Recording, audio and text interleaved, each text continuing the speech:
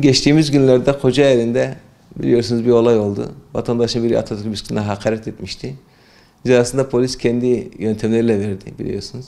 Şimdi tabii vatandaş yaptığı şey son derece yanlış. Bunu tasvip etmek mümkün değil. Ama sonrasında polisin yaptığı davranış da en az ona kadar, hatta belki ondan çok daha fazla büyük bir yanlış içeriyor.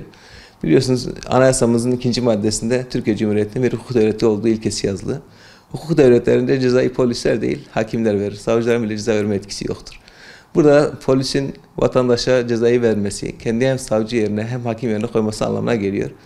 Bu da oldukça vahim bir durum aslına bakarsanız. Her ne kadar bazı kişilerce bu konunun sempatik görünmesi veya cezanın ölçülü olup olmaması da hiç önemli değil burada.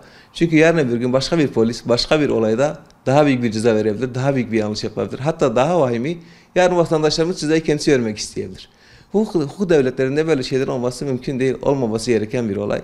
İnşallah bu tür yanlışlar ileride olmaz diye düşünüyorum.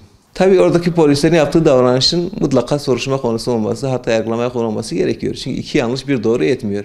Orada vatandaşın yaptığı yanlış, polisin yaptığı daha büyük bir yanlış. Vatandaş hakkında nasıl dava açılabiliyorsa polis hakkında aynı şeyin yapılması gerekir ki bir daha böyle şeyler olmasın.